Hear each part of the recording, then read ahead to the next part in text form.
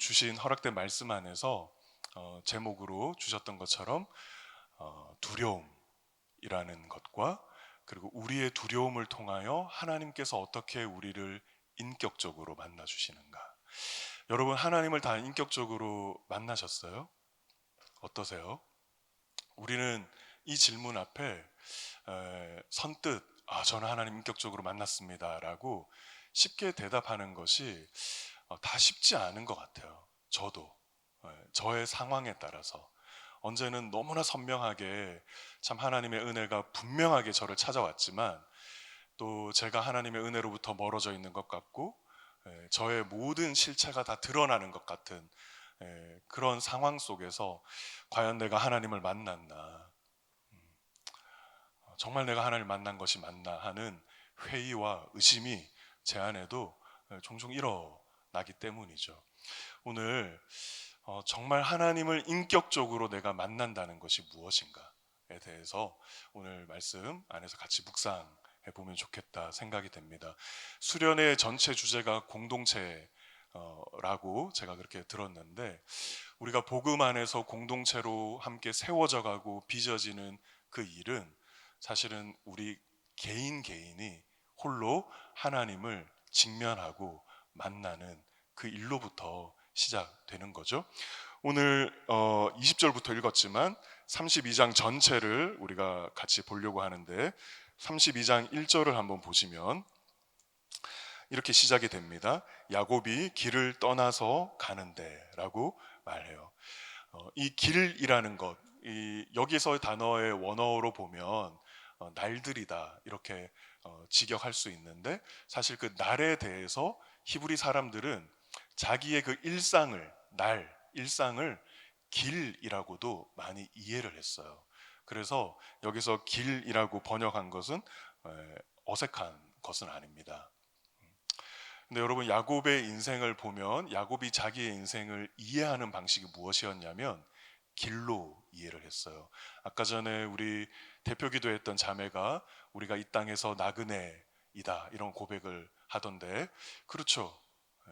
나그네라는 것은 우리가 무언가를 향하여 걸어가고 있는 순례자들이라는 말 아니겠어요? 그죠? 그 야곱이 자기의 인생을 어떻게 이해했는지를 먼저 한번 보자면, 창세기 47장 9절 우리 띄워주실 수 있나요? 네, 47장 9절 우리 다 같이 한번 읽어보겠습니다. 시작. 야곱이 바로에게 아뢰되 내 나그네 길의 세월이 130년이니이다. 내 나이가 얼마 못 되니 우리 조상의 나그네 길의 연조에 미치지 못하나 험악한 세월을 보내었나이다. 그죠? 여기 보면 그 야곱이 바로 앞에 섰을 때 자신의 지난 인생에 대해서 내 나그네 길, 그리고 우리 조상의 나그네 길이라고 그렇게 말하고 있어요. 그리고 49장 33절 또 함께 보겠습니다. 33절 같이 한번 읽어보겠습니다. 야곱이 아들에게 명하기를 마치고 그 발을 침상에 모으고 숨을 거두니 그의 백성에게로 돌아갔더라. 야곱의 마지막 인생을 마치고 임종하는 그 순간을 여러분, 지금 성경이 어떻게 묘사하고 있냐면 그 발을 침상에 모았다 그랬어요. 인생의 여정을 길을 걸어가는 그 나그네로서의 삶을, 우리는 보통 숨이 멎으면 호흡이 끝나면 이 사람이 죽었습니다 라고 그렇게 이야기하죠. 맞습니다. 그러나 성경은 그것만큼 한 사람의 인생의 마지막을 묘사할 때 그의 길을 다 가고 그 발을 멈추어 침상에 못 두었다 라고 그렇게 말하고 있어요. 저와 여러분은 다 우리에게 주어진 인생의 길을 걷고 있는 사람이에요.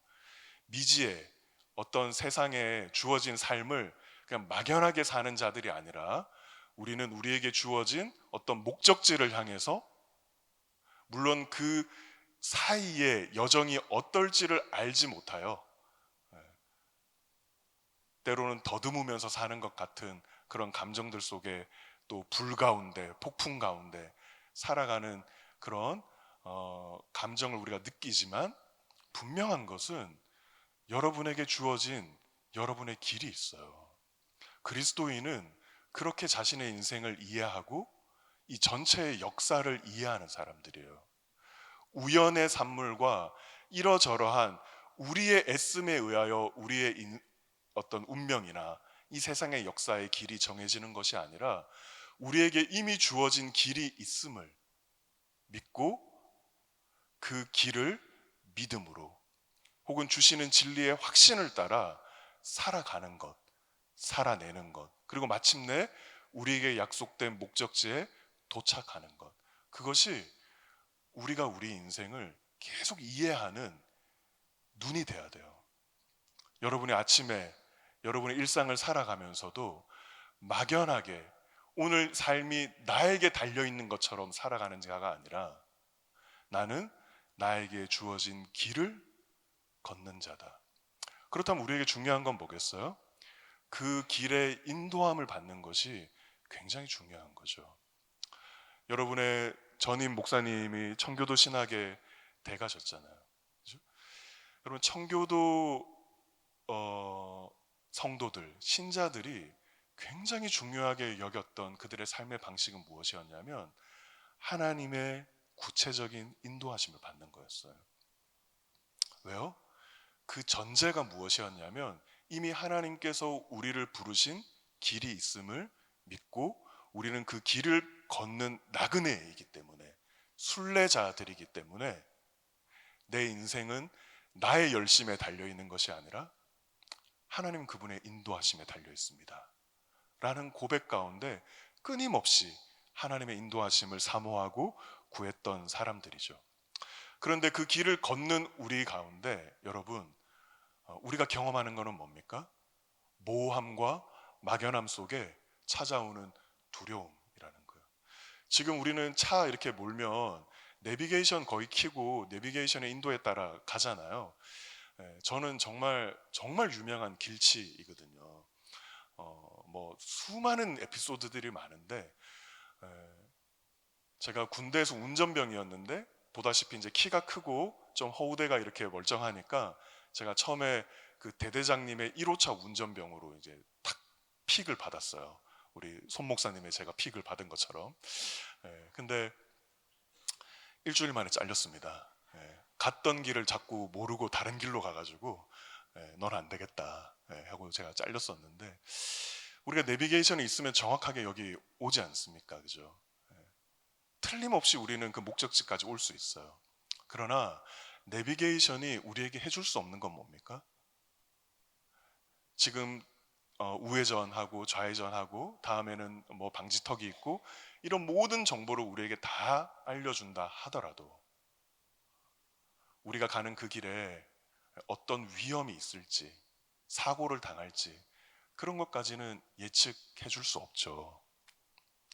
때문에 여러분의 지금 우리의 삶 속에 내비게이션과 방불한 지식과 기술과 능력이 현대인들에게는 너무나 많이 주어져 있음에도 불구하고 그래서 우리가 계획하고 바라는 대로 그 정확한 목적지에 얼마만의 시간이 걸리면 거기에 도착하는지 우리는 이제 너무 익숙한 그것에 그래서 그것에 조금이라도 어긋나는 경험을 하면 견뎌하지 못하는 그런 통제 권능을 가지고 있는 우리들이지만 그럼에도 불구하고 내 인생에 예측되지 않는 수많은 위험과 위기와 재난의 두려움들이 오히려 현대인들을 더 많이 엄습하고 있는 것 같아요. 우리보다 능력과 지식과 기술이 없는 과거의 사람들은 사실은 자신들의 인생이 자기의 운명이 내일 어떻게 될지 모르는 그런 척박한 삶을 살았음에도 불구하고 오히려 그네들보다 우리가 더 많은 두려움 속에 살아가고 있는 우리이지 않는가 또 여러분이지 않는가 생각을 해봐요. 야곱도 자기의 인생을 살아가는 정말 투쟁하고 씨름하며 살아왔던 그의 삶 속에 그를 지배하고 있었던 주된 감정은 두려움이었습니다. 두려움. 아버지의 인정을 받고 싶은 아버지의 그 인정으로부터 배제될 것에 대한 그런 두려움, 재산을 다 빼앗길 것 같은 두려움, 그리고 거짓을 통해서 아버지의 축복을 가로챘지만 금세 들키게 되는 그 일을 통해 이제 광야의 여정을 걷게 되며 야곱은 본격적으로 두려움에 사로잡히는 그런 삶을 계속 살아왔어요. 그리고 이제 그 여정의 꼭대기, 그의 여정의 절정에 다다라서 여러분 야곱이 지금 경험하고 있는 게 무언가, 우리 7절을 한번 볼게요. 7절 7절 우리 상반절까지만 같이 한 목소리로 읽어보겠습니다. 시작. 야곱이 심히 두렵고 답답하여. 야곱이 자기의 두려움들을 해소하기 위해 발버둥치며 지금까지 살아왔지만 결국 그가 막다른 그의 인생의 자리에서 가장 근원적인 그의 두려움의 대상인 에서를 이제 마주 대하는 그 앞에서 지금 야곱이 어땠다는 거예요? 심히 두려워 그리고 답답해 했다는 거죠. 저는 이제 학부에서 철학을 공부했는데 특히 그 실존 철학, 대학교 4학년 때 그 실존 철학에 완전히 빠져가지고 막 허무주의 이런 데서 막 헤엄치고 그런 거 너무 좋아했었거든요. 그 실존주의 철학의 유명한 대가 중에 한 명인 키에르케고르, 그 분이 인생의 본질 자체를 무슨 틀을 가지고 해석을 했냐면 자기가 보니까 사람은 두려움의 존재더라는 거예요. 두려움의 존재. 존재적으로 불안한 존재라는 거죠. 우리는 태어나면서부터 가장 먼저 경험하는 감정이 뭘까요? 여러분, 아이가 엄마 뱃속에 있다가 그 엄마의 산도를 통과해서 세상에 딱 나오자마자 그 아이가 경험하는 첫 번째 감정이 뭘까요? 와, 멋지다. 개운하다. 이 좋은 공기. 막 이럴 것 같아요, 여러분. 어때요? 두려움이죠. 불안해요. 엄마의 품속에 있다가 갑자기 거기서 내밀려진, 그리고 발발발발 떨게 될 수밖에 없는 그 두려움이라는 첫 감정으로부터 자기의 인생이 시작된 거죠. 여러분의 마음을 지배하는 것도 어쩌면 두려움일 거예요. 사실은 이것은 철학자만 말한 것이 아니고 진화론자들도 그렇게 이야기합니다. 종이 번성하고 생존해내는 것에 있어서 가장 결정적인 능력은 두려움의 본능을 따라 행동하는 것이라는 거예요. 두려워하는 종이 가장 오래 남고 가장 크게 번성하게 된다는 거죠. 생존을 위한 필수적인 본능이라는 거예요. 그리고 저와 여러분이 지금 살아가고 있는 이 자본주의 사회는 여러분 결정적으로 우리의 두려움을 통해 우리의 두려움을 연료 삼아서 유지되는 사회죠. 결핍의 두려움. 지금 네가 가지고 있는 것만으로는 네 인생을 다 책임질 수 없어. 지금 너의 그 연봉, 지금 너가 가지고 있는 그 직업, 네가 준비하고 있는 그 진로에 대한 노력을 가지고는 부족하다. 너의 노후를 감당할 수 없다라는 그 결핍에 대한 두려움이 자본주의 사회를 이끌어가죠. 또 어떤 것이 있어요? 사회적인 결핍. 동료들 중에서 너 그 정도의 수준만으로는 너는 패배자고 너는 뒤처지는 도태자가 될 것이다. 사회에서 인정받지 못하는, 배척당하는 그와 같은 사회적인 두려움, 성공하지 않으면 실패자로 낙인 찍힐 것에 대한 두려움 말이죠. 자본주의는 끊임없이 우리의 그 기대치를 높입니다. 기대치를.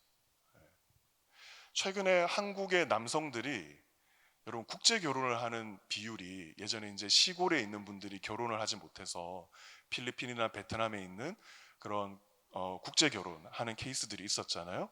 요즘에는 실제적으로 데이터상으로 그 트렌드가 조금씩 바뀌고 있는데 한국의 남성들이 일본의 여성들하고 결혼하게 되는 케이스들, 혹은 동유럽에 있는 여성들하고 결혼하는 케이스들이 굉장히 는다는 거죠.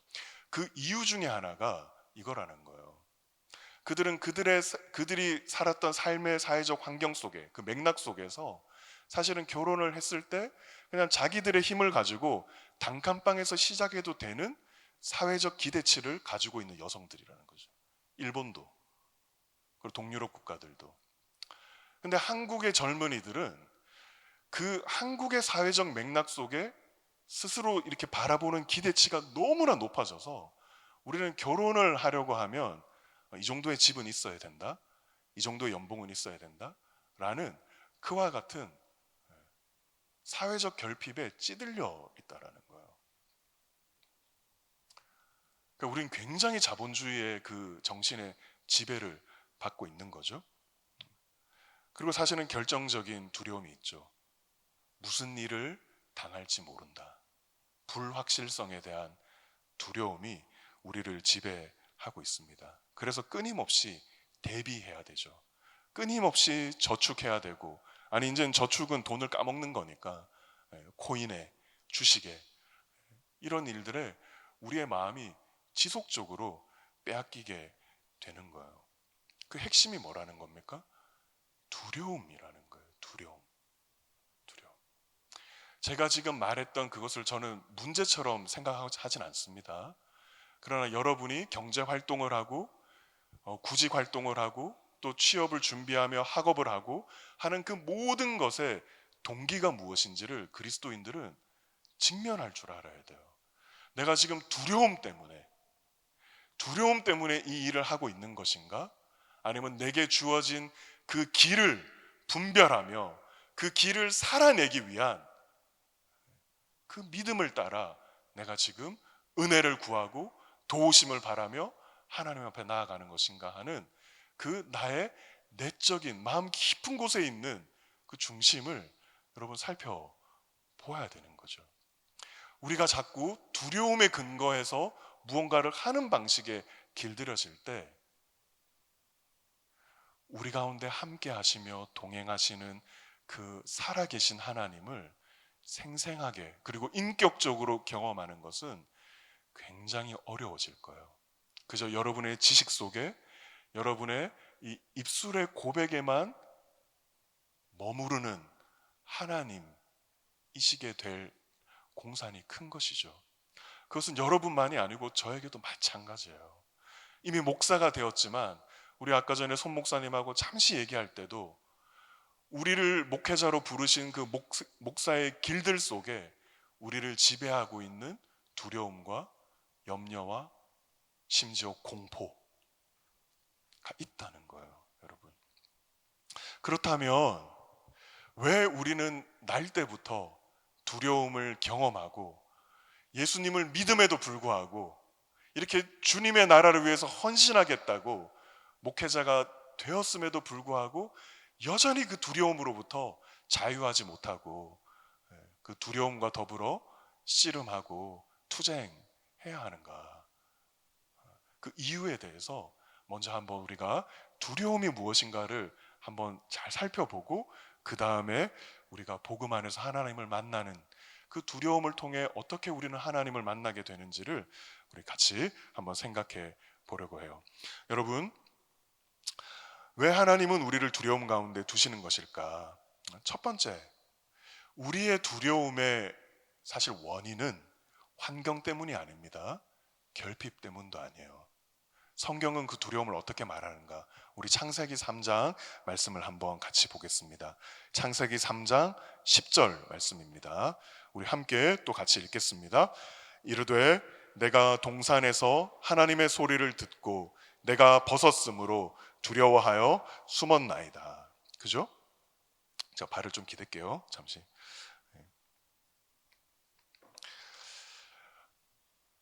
여러분, 우리가 이 세상을 사는 가운데에서 두려움을 경험할 수밖에 없는, 겪을 수밖에 없는 근본적인 원인을 성경은 절대로 너희들의 결핍에 있지 않다라고 말하고 있어요.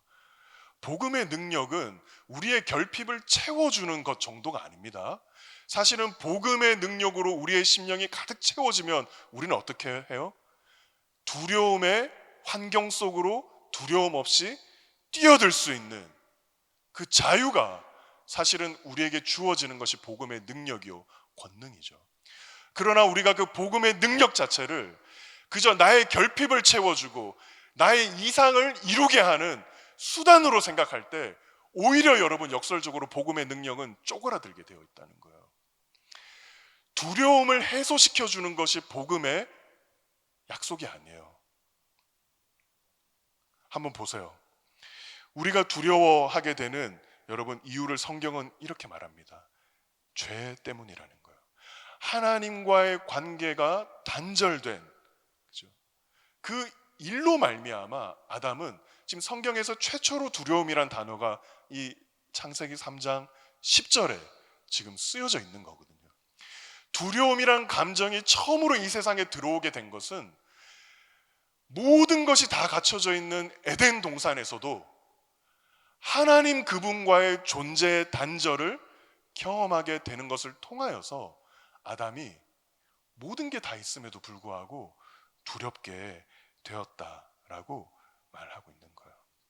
아까 전에 얘기했던 그 키에르 케고 그 철학자가 불안이라는 것을 이렇게 표현했어요. 자유의 현기증이다. 이렇게 표현했어요. 자유의 현기증. 무슨 말일까요, 여러분? 여러분, 연을 보면, 연날리기를 보면 세 가지의 힘이, 연이 지속적으로 하늘을 향해서 날아가기 위해서는 세 가지의 힘이 필요해요. 첫 번째는 지금 우리를 지배하고 있는 중력이 있죠, 중력. 그죠? 잡아당기는. 그 중력을 거스르려고 하는 양력이 필요합니다.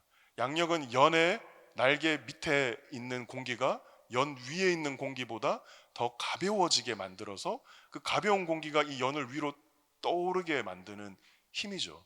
그 양력을 주기 위해서 우리는 연을 잡고 끌고 갑니다. 그렇죠? 그래서 연이 질주를 하게 되며 이제 하늘로 날아오르려고 하죠. 그렇게 하늘을 향해서 날아오르는 연을 하늘로 더 띄우려고 할 때 놀랍게도 그 연에게 필요한 힘 하나가 있는데 연줄에 매달려서 연줄에 이끌림을 당하는 당겨지는 장력이 필요하다는 거예요. 장력이. 그 장력이 없으면 연이 질주를 하면서 조금은 하늘로 뜨는 것 같지만 그 연을 지속적으로 고정시키고 잡아내는 그 힘이 없을 때 연은 바람에 따라서 이리저리 흔들리다가 추락하게 되는 것이죠. 그래서 연이 나는 것이 아니라 연이 그냥 바람을 따라서 이리저리 휘몰려 가다가 추락하는 거죠. 비행이 아니죠.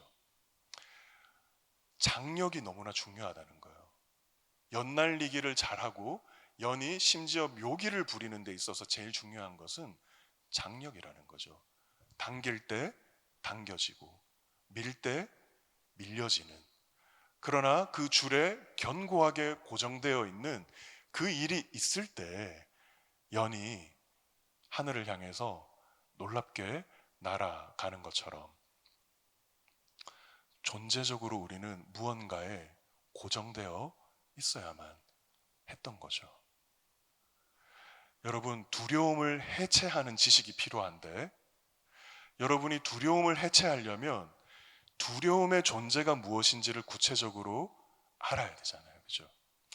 우리는 무언가가 결핍이 있거나 앞날을 알지 못하거나 내가 성공하지 못하는 것에 대한 그것이 나를 두렵게 만드는 것처럼 우리는 착각하지만, 그래서 자꾸 그것을 해소하는 쪽으로 우리의 열심과 애씀을 드리려고 하지만, 여러분, 두려움의 근원적인 이유는 내가 나를 궁극적으로 고정시켜줄 뿌리, 거기서부터 내가 단절되었기 때문이구나 라는 그 이해가 우리 그리스도인들에게 먼저 있어져야 하는 거죠. 자유의 현기증이다. 무엇이요? 불안이. 여러분이 여러분의 마음속에 불안함이 이렇게 찾아올 때, 또 특히 이제 불안한 것에 예민한 지체들도 있죠. 여러분 그럴 때 나는 기질이 불안해. 일정 부분 맞아요. 하지만 그것이 근원적인 게 아니라 내가 지금 현기증을 경험하고 있구나. 나 혼자 있는 줄 착각하고 내가 내 삶을 내 힘으로 감당해야 되는 것처럼 나를 보호해주고 나를 붙잡아주는 그 하나님이 내 곁에 든든하게 계시다는 것을 내가 지금 잊어버렸기에 내가 지금 현기증을 경험하는구나. 여러분 그렇게 생각해야 돼요.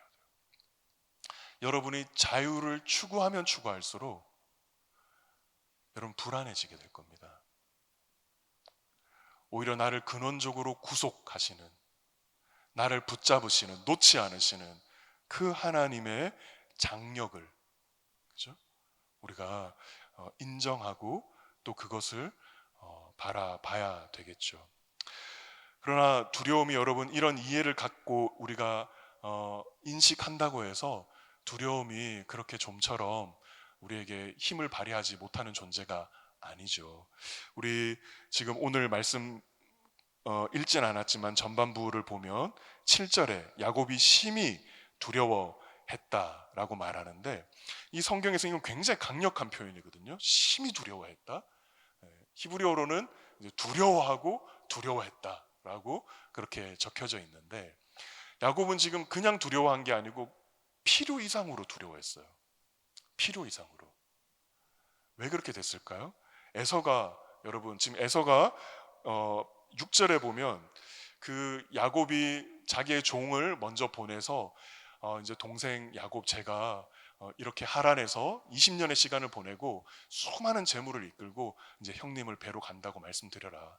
그리고 내게 있는 이 모든 재물들이 다 형님을 위한 거라고 말씀드려라. 이렇게 얘기를 하고 종을 먼저 보냈어요. 근데 그 종이 돌아오면서 하는 얘기가 6절에 기록이 되어 있는데, 6절에 보면 이렇게 얘기합니다. 사자들이 야곱에게 돌아와 이르되 우리가 주인의 형 에서에게 이른즉 그가 400명을 거느리고 주인을 만나려고 오더이다. 이렇게 말했어요. 빅터 해밀턴이라는 신학자가 이 주인을, 그러니까 야곱 당신을 형이 만나려고 옵니다라는 이 만나려고 옵니다라는 이 동사를, 빅터 해밀턴이라는 신학자는 이거는 그냥 일상적인 용어다라고 말했어요. 그러니까 공격을 하러 오는 건지 치러 오는 건지 아니면 그냥 환대하기 위해서 오는 건지 만나러 오는 건지 어떤 건지 이유를 알 수 없는, 그냥 우리가 일상적으로 만나러 옵니다 할 때 쓰는 단어라는 거예요. 근데 지금 야곱은 그 말을 딱 듣고 400명을 거느리고 만나러 옵니다라는 그 말을 듣고 야곱은 어땠어요? 그가 상상할 수 있는 최대치의 부정적인 해석을 했습니다. 왜 그랬을까요? 20년의 세월이 지났는데 우리의 두려움에, 우리의 마음을 사로잡는 두려움의 그 위세, 그 두려움의 힘이 여러분 사실 어디에서 오냐면 우리의 죄책감에서 두려움은 그 힘을 더 발휘하게 되어 있습니다. 야곱이 이미 에서에게 저질렀던, 그죠? 그의 그 죄가 빚어낸 그의 20년의 삶을 통과하면서 그의 마음 깊은 곳에 차곡차곡 쌓였던 실패감, 죄책감, 내가 형을 이렇게 속여 먹고 아버지를 이렇게 속여 먹어서 내가 삼촌 라반에게 속임을 당하고 20년 동안 이렇게 고생을 했다. 이런 마음들이 야곱에게는 없잖아 있었을 거예요. 제가 교회를 7년 전에 교회를 개척을 했는데, 저희 교회를 개척하기 전에 어떤 한 이제 교회에서 사역을 했죠. 그 사역을 했을 때 담임 목사님이 저의 청년 때 스승이시고 제게 너무나 많은 영향을 끼치신 분이세요. 근데 그분이 이제 또 제가 서로 신뢰하는 관계니까 제가 그분에게 기대하고 바랬던 그 많은 것들을 저는 이제 가감 없이 이제 목사님께 얘기도 하고 서로 상의도 하고 이제 그러면서 어떨 때는 대들기도 하고 부딪히기도 하고 막 그랬단 말이죠. 예, 그러고 나서 목사님 한번 제가 개척을 해서 제대로 한번 해보겠습니다. 그렇게 말은 안 했지만 그런 마음을 가지고 제가 개척을 이제 했어요. 그리고 개척을 하고 이제 교회가 조금씩 이렇게 자라면서 동력자인 뭐 목사님이나 전도사님들이 저하고 같이 이렇게 동력을 하게 됐을 때 여러분 저 같은 목사님을 이제 만난 거죠. 그 목사님이 이제 저 같은 이제 전도사님을 만난 거예요. 목사님 이건 이렇게 하면 안 되는 거 아니에요? 저도 생각 많이 했는데 갑자기 자기는 파트 전도사가 토요일 날 와가지고 나는 일주일 동안 기도 많이 하면서 막 이렇게 했는데 와서 이거는 제 생각이 아닌 것 같습니다. 제가 설득하면서 이것 좀 이렇게 해보면 안 될까? 아니요, 전 못하겠는데요. 그때 여러분 제 마음이 어땠겠어요? 내가 한 대로 내가 지금 당하고 있구나. 이런 죄책감이 제 안에 이렇게 들더라고요. 하나님, 저는 할 말 없습니다. 제가 첫째 아들을 낳았을 때 저희 막내 이모가 너무 기뻐하는 거예요. 제가 막내 이모하고 친구처럼 이렇게 지냈었는데 그래서 아니 이모 왜 이렇게 좋아하냐고. 그러니까 명수야, 나는 네가 아들을 낳았다는 게 너무나 꽃이다. 이렇게 너도 이제 당해봐라. 네가 네 엄마한테 했던 그거 한번 당해봐라. 와, 된통 당하고 있습니다. 지금 정말 당하고 있어요. 그때 여러분 우리의 마음에 들어오는 감정이 뭐예요? 죄책감이죠. 죄책감. 야곱의 마음에도 그런 것들이 있었던 거예요. 그냥 객관적인 소식을 듣는데 두려울 수도 있겠지만 그래도 기대하자. 이제까지 나를 인도해 오신 하나님의 인도하심을 내가 믿으면서 에서 형님 앞에 섰을 때 그래도 형님이 나를 용서해 주시고 함께 화해할 수 있는 것을 내가 기대하자라기보다는 이제 난 죽었다라는 그 두려움에 자기가 사로잡히게 되는 그 일들. 여러분의 일상에서 두려움에 사로잡힐 때, 그리고 그 두려움이 마땅한 두려움을 넘어서는 심히 여러분을 두렵게 만들고 과도하게 여러분의 마음을 답답하게 짓누르는 그와 같은 것에 사로잡혀 있을 때 사실 여러분들이 주목해야 되는 것은 죄책감이에요. 여러분이 이전에 지었던 죄라고 제가 얘기하지 않았습니다. 그런 여러분의 실패와 하나님을 기쁘시게 하지 못했던 어떤 삶의 그 어떤 낙오의 경험들이 여러분의 마음속에서 다시 부유해서 올라오게 되는 거예요. 그것이 힘을 발휘해서 여러분이 겪고 있는 지금 부정적인 상황들, 어려운 시간들을 더 부정적으로, 더 안 좋게, 시간이 지나서 제가 하나님 그분의 은혜를 경험하면서 알게 됐지만 여러분 제가 아들을 통해서 그렇게 제가 예전에 아들로서 미련한 아들로서 부모님 속을 썩였던 그 일을 고스란히 겪는 그것, 혹은 제가 제 스승님 목사님에게 했던 그 일을 제 후배 사역자에게 받는 그것은 하나님께서 우리를 벌 주시는 게 아니라는 것을 알게 됐어요. 하나님은 절대 그러신 분이 아니에요. 근데 문제는 뭡니까? 내 심령이 말이에요. 내 마음 안에서 일어나는 그 죄책감이 이미 주님 안에서 해결해 주시고 주님은 그것을 기억지도 않으시는 하나님이심에도 불구하고 내가 내 안에서 일어나는 그 죄책감으로 인하여 세상에서 경험하게 된 두려움을 더 증폭시키고 더 크게 만드는 일이 있게 된다는 거죠. 6절 이후에 에서를 만나기 직전까지 이 본문 안에서 에서라는 말이 9번이나 반복됩니다. 지금 야곱은 완전히 에서라는 존재에 사로잡힌 거예요. 에서가 그의 앞에 신처럼 되어버린 거죠. 지금 야곱이 그 전에 경험했던 게 뭐였어요? 1절, 2절에 보면 하나님의 군대가 자기를 에워싸고 있는 것을 경험했어요.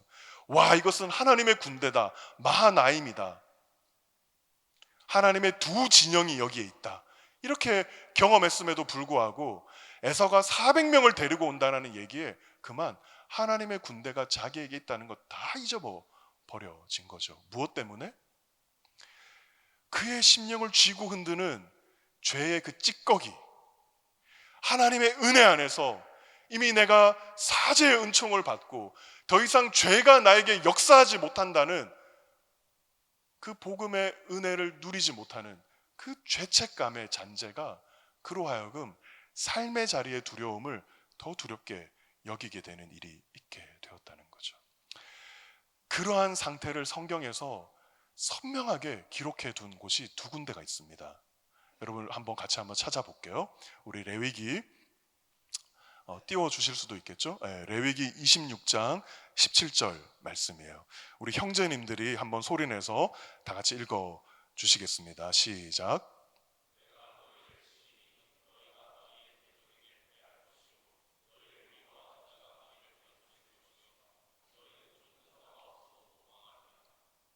그죠? 지금 어떻게 말하고 있어요?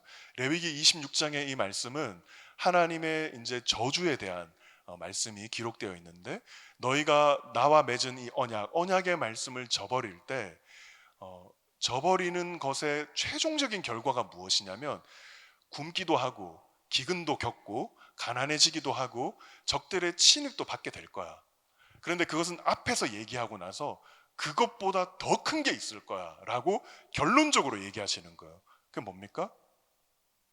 너희는 좇는 자가 없어도 도망하는 자가 될 거라는 거예요. 대적자들이 쳐들어와서 공격을 하면 너무 고통스럽겠죠. 기근이 와서 먹을 게 없어지는 것도 너무 고통스럽겠죠. 그러나 그런 두려움하고는 비교도 안 되는 두려움의 힘을 경험하게 될 건데, 그것이 무엇이냐면 좇는 자가 없어도 두렵게 될 거라는 거죠. 잠언 28장 1절입니다. 우리 자매들이 또 한번 읽어주세요. 시작.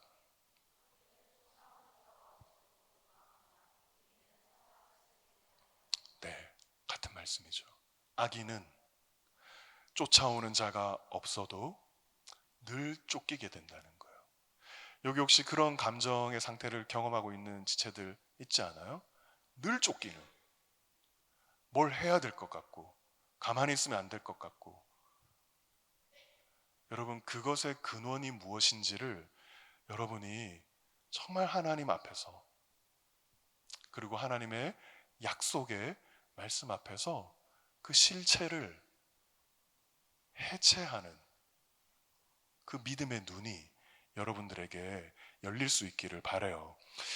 그러나 두려움에 여러분 궁극적인 이유가 있습니다. 하나님께서 그럼에도 불구하고 우리에게 두려움을 완전히 앗아가시지 않고 늘 내버려 두시는 이유. 여러분, 예수님을 여러분이 잘 믿으면 두려움이 없어진다는 착각을 하지 마세요. 그것은 주님을 믿는다는 의미가 무엇인지를 사실은 잘 알지 못하는 거예요. 칼빈이 기독교 강요에서 이렇게 이야기를 했습니다. 한번 잘 들어보세요. 믿음이 모든 두려움에서 우리를 자유롭게 하지 않는다.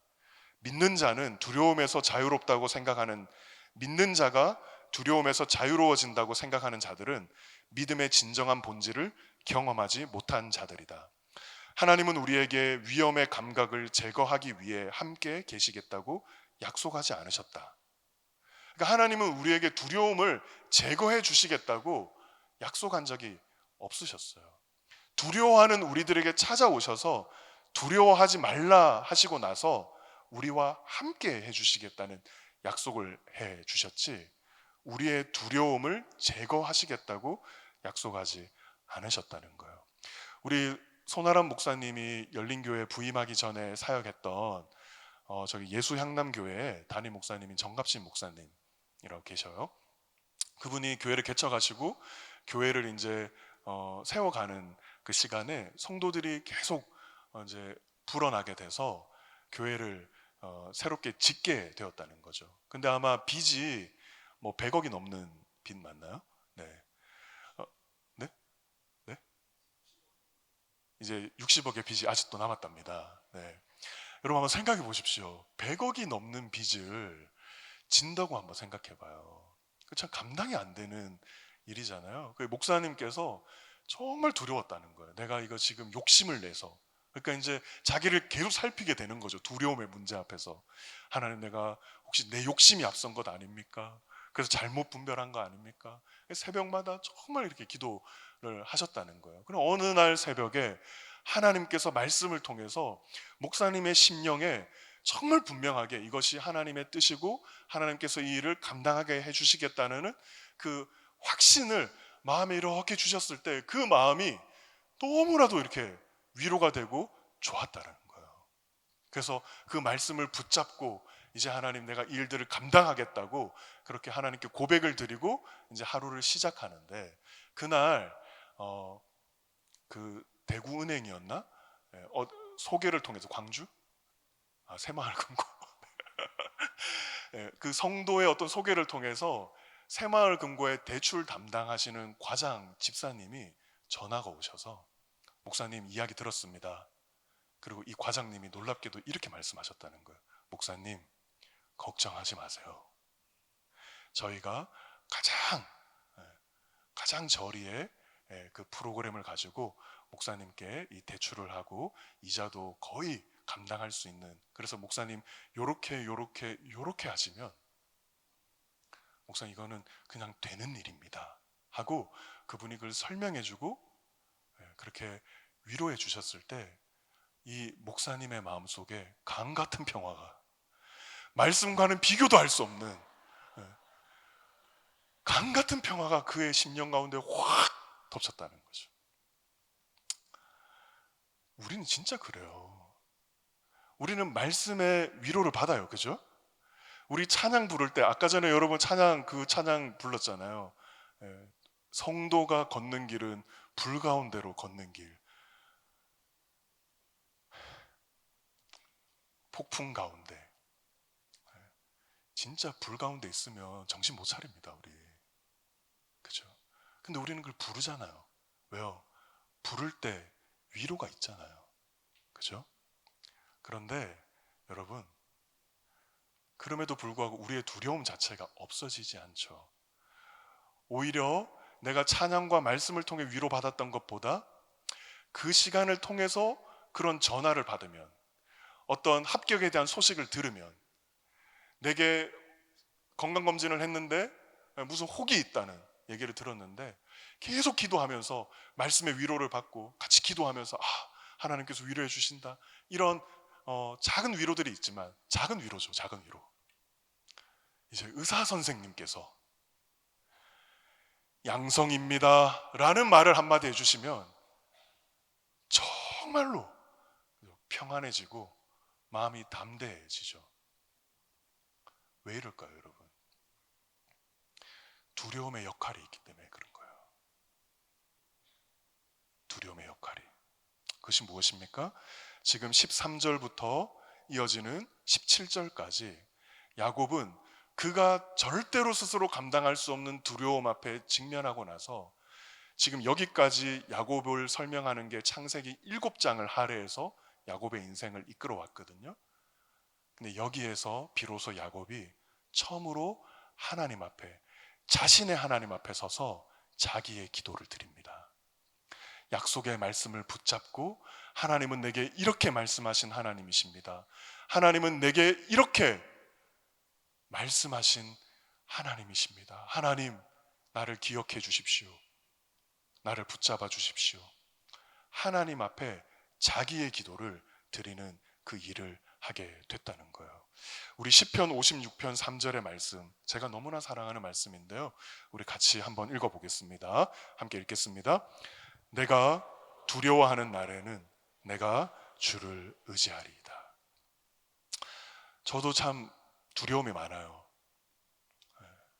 그리고 교회를 개척하고 자녀가 3명이고 부끄럽지만 제 아내는 직장 일을 하고 있거든요. 근데 제 아내가 이제 의사로서 일을 하고 있는 사람이에요. 저는 그 아내가 의사로서 일을 할 때 이전에는 제가 저희 아내를 많이 격려하고, 당신이 하나님의 부름을 받은 소명자로 정말 그곳에서 더 손해보고 더 가난해지는 의사로서의 삶을 우리가 같이 살아내자, 이런 마음으로 젊은 날의 시간을 같이 이렇게 보내왔는데, 제가 개척교회를 하면서 아내가 벌어오는 그 돈 있잖아요. 그게 너무 의지가 되는 거예요. 의지가. 그래서 마음속에 저희 아내는 사실은 가난한 의사의 길을 걸으려고 하고 있거든요. 제 마음속에 좀 중간 정도 의사의 길을 걸으면 안 될까? 라는 씨름이 있는 거죠. 자녀도 셋이고, 교회는 나를 책임져 줄 수 없을 것 같고. 여러분, 이런 두려움이 저와 여러분의 인생 평생을 계속 들이우고 있을 때, 그 두려움의 역할이 뭐예요? 내가 두려운 날에는 주님을 더욱 의지하는 자리로 우리를 이끄시기 위하여 하나님이 두려움을 내버려 두고 계시는 거예요. 두려움을. 그러나 과한 두려움에 사로잡히지 않도록 복음이 우리를 자유롭게 한 그 자유 속에서 죄책감이 만들어내는 과도한 두려움에 압살당하지 않고, 그러나 여전히 우리가 두려움을 완전히 제거하는 그런 세상 사람들이 살아가는 추구하는 방식이 아니라, 그 두려움을 인하여 하나님께 더 나아가고자 하는 그와 같은 사람으로 오늘 저와 여러분을 사실 하나님께서 부르고 계세요. 때문에 여러분의 마음속에 장래에 대한 두려움, 관계에 대한 두려움, 질병에 대한 두려움, 그 어떤 두려움이 여러분의 삶에 찾아온다 할 때, 여러분은 그 두려움을 인하여 오히려 하나님께서 여러분을 그분 가까이로 부르고 초대하고 계시는 그 초대라는 것으로 바꾸어 내실 수 있어야 돼요. 그 두려움을 제거하기 위하여 여러분이 여러분 스스로 길을 개척하는 사람이 아니라, 내게 주어져 있는 길이 있고 그 길을 나는 믿음으로 가기 원하는데, 그 과정 속에 끊임없이 나를 염려하게 하고 두렵게 하고 좌절하게 하는, 불안케 하는 그 일들 속에 하나님, 나는 오늘 다시 당신께로 나아갑니다 라는 그 기도의 시작이 있어져야 되는 것이죠. 그리고 나서 하나님께서 여러분, 그렇게 하나님을 찾는 여러분에게 하나님은 어떻게 하십니까? 싸움을 걸어오십니다. 야곱이 하나님을 붙든 게 아니에요. 여러분, 이 야곱과 하나님의 이 씨름은 전반전과 후반전에 있어요. 전반전의 그 시간은 야곱이 하나님을 붙든 게 아니라 하나님이 야곱을 붙드신 거예요. 싸움을 걸어 오신 거예요. 여러분, 그 24절 한번 보시겠어요? 24절. 야곱은 이제 홀로 남았죠. 야곱이 홀로 남았어요. 그가 할 수 있는 모든 것들을 다 해봐도 그의 마음속에 두려움이 사라지지 않습니다. 그죠? 여러분, 제가 좀 지나왔는데 13절에 한번 보세요. 13절. 야곱이 거기서 밤을 지내고 그 한 밤을 지내다가 너무나 그의 두려움이 엄습하니까 그의 소유를 미리 떼서, 사실은 에서를 만나면 자기에게 있는 예물의 일부를 에서 형에게 드리려고 했는데, 야, 그렇게 하다가는 드리기 전에 먼저 목이 날아가겠다 싶어서 그 밤에 일어나서 종들에게, 야, 미리 가라, 미리 예물을 먼저 줄 테니까 먼저 가서 형의 마음의 노를 푸는 일을 했으면 좋겠다라고 하죠. 그렇게 보냅니다. 그 복잡한 일들을 13절에 그 밤에 그 일들을 하게 돼요. 그리고 나서 여러분 20절을 보세요. 20절. 또 너희는 말하기를 주의 종 야곱이 우리 뒤에 있다 하라 하니, 이는 야곱이 말하기를 내가 내 앞에 보내는 예물로 형의 감정을 푼 후에 대면하면 형이 혹시 나를 받아주리라 함이었더라 라고, 그렇게 이제 마음에 조금 자기를 진정시키는 일을 했어요. 그죠? 내가 이렇게까지 하면 그래도 형님 마음이 조금 누그러질 수 있겠지라는 그 생각을 했죠. 그런데 그 뒤에 22절이 21절 하반절부터 22절에 보면 어떻게 돼요? 무리 가운데서 그 밤을 지내다가 두려움이 여전히 그를 사로잡고 있는 거예요. 그래서 다시 밤에 일어납니다. 가만히 있지를 못하는 거예요, 지금. 그래서 또 뭘 해요? 이제는 자기 자식, 자기 아내까지 먼저 보내요. 지금 자기가 할 수 있는, 자기가 이루어왔던 그 모든 것들을 남김없이 지금 형 에서에게 다 갖다 바치는 거예요. 그러고서도 그에게 밤과 같은 어두움이, 두려움이 그의 마음에서 가시지 않습니다. 어떤 일이 있게 됐습니까? 홀로 남게 되었어요. 홀로. 이것이 여러분이 정말 하나님을 인격적으로 만나게 되는 길이에요. 인격적으로 만나게 되는 길. 여러분은 정말 하나님 앞에 홀로 서는 그 시간, 그 일들을 하고 있습니까?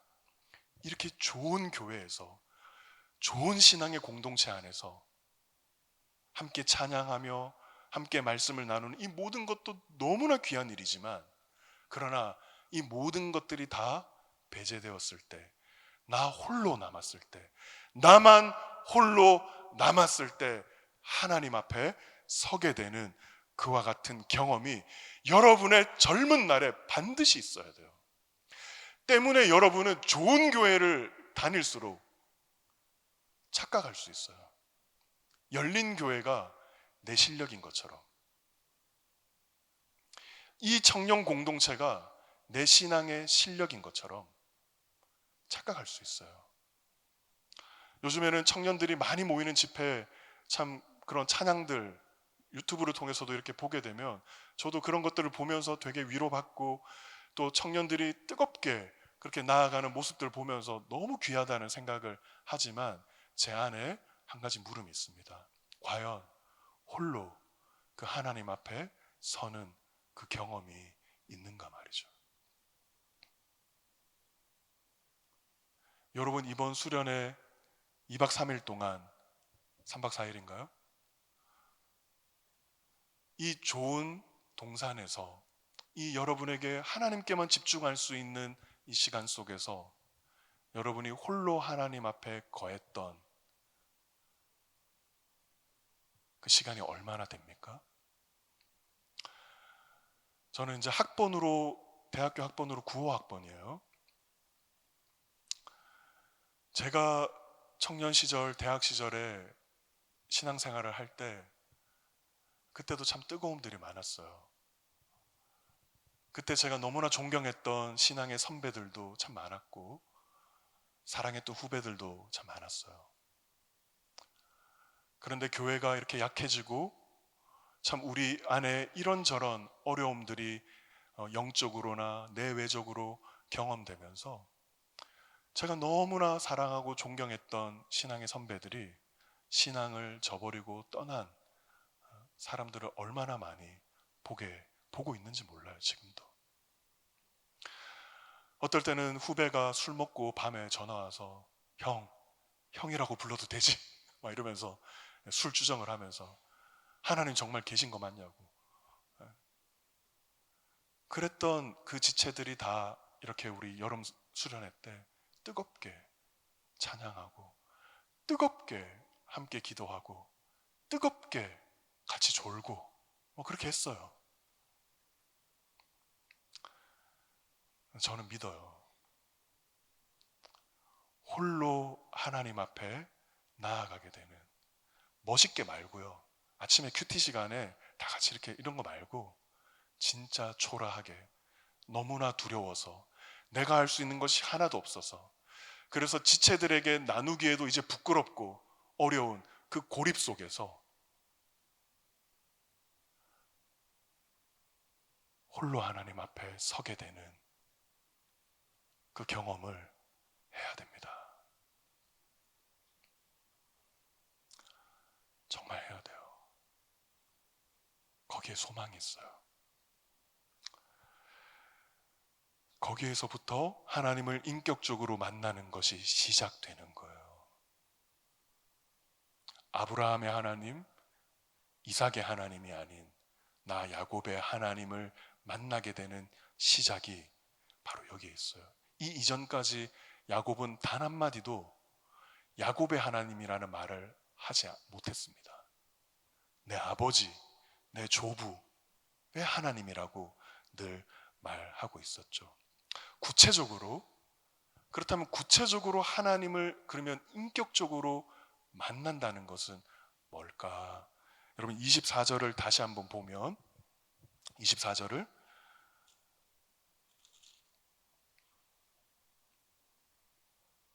우리 24절을 한 목소리로 한번 다 같이 읽어보겠습니다. 시작. 야곱은 홀로 남았더니 어떤 사람이 날이 새도록 야곱과 씨름하다가, 그죠? 홀로, 하나님 앞에 홀로 이제 남게 되었습니다. 그 다음 그 하나님께서 야곱과 관계를 맺으시는데 어떤 일이 야곱에게 일어나게 됐어요? 야곱이 그 하나님을 붙잡은 게 아니고 어떤 사람이, 이 어떤 사람은 누구겠습니까? 아직 성육신 하시기 이전에 성자 하나님의 현현이시죠. 사람의 몸을 입으시기 이전에 예수 그리스도 성자 하나님께서, 아직 예수님은 아니지, 성자 하나님께서 야곱에게 현현하셔서 오셨다고 저는 그렇게 해석을 해요. 그분이 지금 야곱을 붙잡고 씨름을 걸어 오셨다는 거예요. 근데 야곱과 씨름하다가 이렇게 돼 있죠. 야곱이라는 단어의 뜻이 걸어 넘어뜨리다, 속여서 넘겨뜨리다, 뒤꿈치를 잡다, 이런 의미를 가지고 있어요. 그 의미를 여러분, 그 의미는 다 레슬링 용어입니다. 야곱의 이름이 정확하게 어떤 거냐면 결국 그 모든 의미를 담으면 야곱의 이름은 씨름하는 자다라는 말이에요. 씨름하는 자다. 야곱은 일평생 씨름하고 경쟁하고 투쟁하며 살아온 사람이었어. 여러분들처럼, 앞으로 여러분들이 살아가야 되는 시간들처럼 생존을 위해 투쟁하고 결핍을 채우기 위해 경쟁하고 인정받기 위해, 사랑받기 위해 씨름해오던 야곱에게 하나님이 씨름을 걸어오시는 거죠. 씨름해왔던 사람과 이제 하나님이 씨름하신다는 거죠. 여러분이 하나님을 인격적으로 만난다는 것은 어떤 단지 체험을 한다, 감정의 고향을 경험한다, 이런 것을 넘어서서 구체적으로 그리고 명확하게 부인할 수 없는 그 하나님의 인격적인 경험은 무엇이냐면 하나님이 여러분의 삶을 침범해 들어오는 경험을 하는 거예요. 하나님이 여러분에게 싸움을 걸어오시는, 믿음의 싸움을 걸어오시는, 넌 정말 나를 믿는 자 맞느냐? 너는 정말 나를 만났는 자 맞느냐? 너는 정말로 나를 아느냐? 내가 너에게 어떤 자인지를 너는 정말로 신뢰하느냐? 그렇게 싸움을 걸어오시고 여러분의 인생을 방해하시고 여러분의 계획을 거꾸로 때리시고 여러분의 뜻을 도와주시는 하나님이 아니라 여러분을 좌절시키시는, 말씀으로 여러분을 귀찮게 하시는 그 하나님 앞에서 붙잡히게 되는 그 경험을 할 때 살아계신 하나님을 그제서야 인격적으로 만나게 되는 거예요. 팀 켈러 목사님의 교회가 뉴욕에 있는 리디머 교회에 팀 켈러 목사님이 목회를 하실 때 거기는 굉장히 많은 젊은 사람들이 모였잖아요. 그리고 교회가 막 부흥을 하는, 성장을 하는 그런 교회였습니다. 근데 해마다 팀 켈러 목사님에게 상담을 하러 오는 자매들이 있었는데 그 자매들의 상담, 연애 상담인데 그 연애 상담을 하는 내용 중에 한 명도 예외 없이 빠지지 않는 내용이 있었다는 거예요. 그것은 무엇이었냐면 이곳에 와서 그리스도인 형제, 청년을 만나고 그와 함께 예배를 드리고 찬양을 하고 하나님의 선하심이 얼마나 좋으신지를 함께 높이고 성경 공부를 하고 소그룹 모임을 하고 그리고 주님의 나라의 가치를 따라서 구제와 정의의 사역들을 함께 도모하고 이런 일들을 하게 돼서 그 관계 속에서 또 서로에 대한 신뢰가 생겨서 교제로 들어가게 됐을 때 모든 형제들이 다 그 데이트하는 연애 기간 속에 성관계를 다 요구해 왔다는 거예요. 그래서 그 어떤 고민이 있는 자매들, 또 그런 관계를 맺었던 자매들이 그 관계 이후에 그들의 신앙의 어떤 흔들림과 어려움들을 겪고 침체를 겪으면서 목사님에게 찾아와서 혼돈을 얘기했다는 거죠. 하나님을 믿는 것이 무엇이 맞는지 모르겠습니다. 교회 안에서 우리는 같이 하나님께 열심히 열정적으로 찬양하고 함께 말씀을 나누고 선교를 떠나고 사역을 하는데, 개인적인 관계 속에서는 이거는 당연한 거야. 세상도 다 이렇게 하는 거야. 이걸 우리가 어떻게 거스르고 살 수 있겠어? 뭐 지금은 우리도 뉴욕과 전혀 뭐 다르지 않는 문화 속에 있으니까 더 와닿겠죠, 여러분이. 여러분의 삶의 맥락에서. 뭐예요? 공적인 얘기, 지식적인 얘기, 전체로서의 하나님의 어떤 멋진 얘기에 대해서는 우리가 너무나 많이 알고 많은 일들을 할지 모르지만, 나의 삶이 그 앞에서 굴복하고 깨어지고 씨름하고, 아니 실패할 지언정 이 말씀의 간섭을 받는, 이것이 절대로 하나님께서 기뻐하시는 것이 아니라는 그 회개의 인정조차 하지 않는, 그걸 무마해버리는, 하나님이 걸어오시는 싸움을 기권하는 거죠. 싸우지 않는 거예요. 지금 제가 하는 얘기는 혼전순결을 지키라는 얘기가 아닙니다. 우리는 어떻게 하면 살아계신, 그리고 십자가 안에 드러나신 복음의 하나님을 인격적으로 만날 수 있느냐를 이야기하고 있는 거예요. 그 싸움을 걸어오시는 하나님 앞에 씨름을 하시라는 거예요. 실패하셨어도, 이미 여러분이 실패한 삶의 흔적을 갖고 있다 하더라도 그것을 가지고, 그것을 책망하시고 공격하시는 하나님이 아니라, 그래, 이제 네가 일평생 투쟁하고 씨름해왔던 너의 삶의 방식을 이제 나와 함께 싸워보지 않겠냐 라고 하시는 그 하나님 앞에 홀로 서서 그 하나님과 씨름하라라는 거죠. 씨름하시라는 거죠. 혼자의 기도의 시간들, 그래서 하나님 앞에 나아가서 정말 하나님, 내 힘으로는 감당할 수 없습니다. 내 육신으로는 절대로 이겨낼 수 없습니다. 그것이 성적인 것이든 성공에 대한 욕망이건 사람에 대한 욕심이건 무엇이건 간에 그것 가지고 하나님 앞에서 부르짖고 씨름하는 그 씨름이 우리 이 시대에 여러분을 통해 다시 일어나야 된다라는 거예요.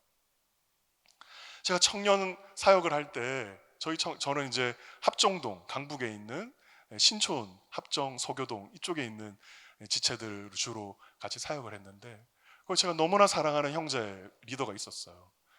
이렇게 여름 수련회가 돼서 그 형제가 저를 찾아와서, 목사님, 저는 이번 수련회 못 갈 것 같습니다, 얘기하는 거예요. 왜 그러냐? 그럴 사람이 아니기 때문에.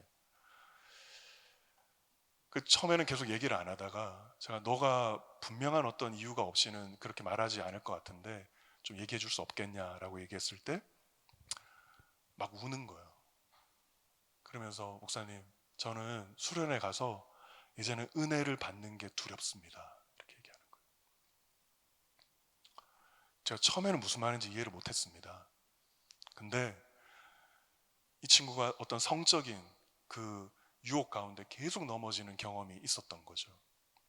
교회선 리더고 또 실제로 하나님의 은혜를 아는 사람이고, 자기가 이제는 은혜 받고 다시 하나님 앞에서 막 찬양을 하고 그렇게 하고 나서 또다시 넘어질 것이 너무나 자기가 힘들고 환멸의 감정이 느껴져서 못 가겠다는 거예요. 그러면서 저한테, 목사님, 저는 진짜 쓰레기입니다, 저는 정말 쓰레기입니다, 이렇게 얘기를 하더라고요. 제가 너무 마음이 아팠습니다. 그래서 그 형제에게 이렇게 얘기를 해줬어요. 누구 형제, 너 원래 쓰레기야. 네가 포르노를 봐서 쓰레기가 아니고 너는 포르노를 안 봐도 쓰레기야. 그지 않아요? 언제 우리가 죄를 져서, 죄에 넘어져서 죄인이 됐습니까? 우리는 원래 그 크고 놀라우신 하나님으로부터 단절되어 있었기에 우리는 죄의 시궁창에서 그 냄새를 맡으면서 그게 좋은 줄 알고 뒹굴렀던 원래 쓰레기들이었죠. 죄가 이렇게 무서워요. 거꾸로 생각하게 만드는 거예요. 거꾸로. 우리는 두렵기 때문에, 우리는 연약하기 때문에, 우리는 죄를 지었기 때문에, 우리는 이미 하나님과 원수였고, 우리는 이미 경건치 않았고, 이미 죄인이었기 때문에 그런 우리를 하나님께서 붙잡아 주셔서 이제 너 한번 내가 누구인지를 만나볼래? 라고 그렇게 싸움을 걸어오시는 하나님 앞에 우리는 뭐 하면 되는 거예요? 붙들리면 되는 거예요. 붙들리면 되는데 기권을 하는 거죠. 그게 야곱의 씨름의 전반부였습니다. 그리고 하나님께서 야곱을 어떻게 하셨습니까? 그 붙들려 있는 그 일에 이제 야곱도 붙들고 같이 떠나지 않는 거죠. 그 하나님을 떠나지 않는 거예요. 여러분, 성경에서 정말 위대한 장입니다. 왜요? 하나님의 존재를 경험한 대부분의 사람들은 이 고백을 합니다. 나를 떠나소서. 나를 떠나소서. 나는 죄인입니다. 그죠? 당연한 반응이죠. 야곱은 지금 어떻게 하는 거예요? 더 붙잡아요. 이제 자기는 자기가 해왔던 모든 씨름과 투쟁의 방식을 내려놓고 자기에게 싸움을 걸어오시는 그 존재를 자기가 붙잡습니다. 그럴 때 여러분 25절에 그 하나님 현현하신 성자께서 야곱을 이기지 못함을 보고 야곱의 허벅지 관절을 치매라고 말하죠. 사실은 이거 친다는 것은 좀 과장된 우리에게 와닿게 하는 표현이지만 원어로 보면 만지매예요. 만지매. 그냥 하나님은 우리를 만지기만 하셔도 우린 죽는 거죠. 그냥 하나님이 하나님의 존재 되심으로 야곱을 잠깐 만지기만 해도 그의 중심의 뼈가 부서지게 되는 그와 같은 일을 야곱이 겪고 나서도 이제 후반전이 시작되는 겁니다. 야곱은 놓지 않습니다. 그 하나님을 더 붙잡게 되는 것이죠. 이럴 때 여러분 야곱이 드디어 너무나 놀라우신 하나님을 만나게 돼요. 복음 안에 나타나신 그 자비하고 선하신 그 하나님을 만나게 됩니다. 우리 창세기 32장 30절 말씀을 우리 같이 거의 이제 말씀을 매듭 지으려고 하는데 우리 마지막으로 함께 같이 읽어보겠습니다. 시작. 그러므로 야곱이 그곳 이름을 브니엘이라 하였으니 그가 이르기를 내가 하나님과 대면하여 보았으나 내 생명이 보존되었다 함이더라. 아멘. 지금 야곱은 이 하나님을 붙잡고 하는 이 씨름을 다 하고 나서 야곱이 깨달은 것은 내가 이겼다가 아니라 이분이 져주셨구나 하는 것을 이 야곱이 깨닫게 된 거예요. 방금 전에 말씀드린 것처럼 그 사람이 야곱의 환도뼈를 세게 친 게 아니고 야곱을 잠시 탁 터치만 했는데도 부서질 수밖에 없는, 자기가 절대로 이길 수 없는 그 하나님께서 자기를 지금 붙잡고 씨름하는 그 야곱에게 야곱의 수준에 맞춰 스스로 약해지셔서 그 야곱과 함께 씨름을 해주시는. 여러분 2년 전에 추성훈, 우리 형제들 추성훈 좋아하지 않아요? 여기는 추성훈 별로 안 좋아해? 우리 자매는 또 추성훈이 뭐야 막 이렇게. 추성훈 씨가 자기를 계속 괴롭히고 모멸감을 줬던 일본의 아오키 시냐라는 선수가 있었어요. 붙을 수 있는 체급이 아니었어요. 15kg 이상 차이가 나는 체급이었기 때문에. 근데 그 아오키 시냐가 10년 넘게 추성훈을 계속 놀리고 계속 조롱하고 그렇게 해서 결국 추성훈이 붙기로 했죠. 이 사람과 붙기 위해서 추성훈이 13kg를 감량했는데 감량을 하다가 너무 탈수 증세가 너무 많이 와서 얼굴 마비가 오고 경련을 하고 길을 가다가 혼절해서 쓰러지고 이런 일들이 있었다는 거예요. 그 사람과 붙기 위해서. 너무나도 여러분 불리한 조건으로 자기를 치고 낮아지는 길로 그렇게 갔죠. 하나님께서 저와 여러분에게 싸움을 걸어오실 때 말이에요, 여러분의 인생을 방해하시는 것 같을 때 말이에요, 하나님이 여러분에게 도움이 되지 않으시고 하나님의 그 율법의 말씀으로 여러분을 윽박지르시고 마치 여러분을 억누르는 것 같은 그와 같은 하나님이 걸어오는 싸움이 있을 때 말이에요, 여러분이 그 하나님을 딱 붙잡고 내가 어떻게 실패했든지, 내가 그 율법 앞에 어떻게 온전치 못한 자이든지, 내가 얼마나 여전히 두려움 안에 신음하고 떠는 자이든지 간에 나의 자격 없음을 가지고 나는 하나님 붙잡겠습니다 라고 그렇게 붙잡을 때 하나님은 그 사람의 믿음을 가장 귀하게 보신다는 거예요. 나는 하나님 앞에 나아갈 힘도 자격도 없지만 거룩하신 하나님을 나는 떠나지 못하도록 붙잡습니다 라고 그 하나님 그렇게 붙잡을 때 하나님은 내가 졌다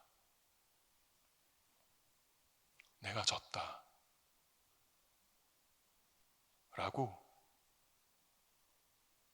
그렇게 야곱에게 말씀해 주시는 거죠.